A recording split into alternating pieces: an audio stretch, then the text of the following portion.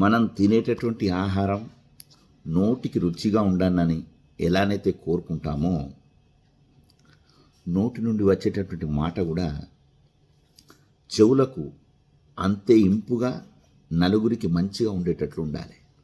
అదేవిధంగా మాట్లాడాలి కూడా. అది సంస్కారం. ఇది ప్రాక్టీస్ మేక్స్ మ్యాన్ పర్ఫెక్ట్ అన్నట్టుగా మనం ప్రయత్నిస్తూనే ఉండాలి. సాధన చేస్తే ప్రతిదీ సాధ్యమవుతుంది. కానీ ఏదైనా చెప్తామని ఇంకోళ్ళను హర్ట్ చేసినట్టు అది ఏంటంటే అది మన మాటను మొదలు కాకముందు కడిగేస్తారు అది.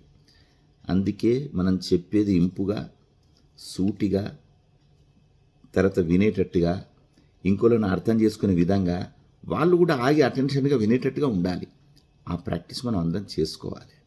లేకపోతే మనం ఎంత అదైనా వినడానికి అసలు దగ్గరికి రారిగా.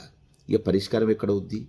అందుకే హోటల్లో కూడా చూడండి, మనం బిజినెస్ చేసేటాళ్ళు కానీ వంట వండేటాళ్ళు కాదు, గుమగుమ రుచులు, ఆ సువాసనలు వస్తేనే అబ్బా తినాలి అనిపిస్తుంది. నువ్వు అది ఎంత మంచిగా ఉన్నా అది నీ యొక్క ప్రజెంటేషన్ బాగాలేకపోతే దగ్గరికి తిండికి కూడా ఎవరు రారు. అవునా కదా? అదే పద్ధతి దీనికి కూడా వర్తిస్తుంది.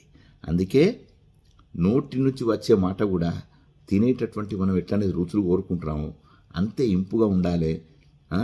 తర్వాత నలుగురికి మంచిగా ఉండేటట్టు ప్రజెంటేషన్ ఉండాలి. కాదంటారా?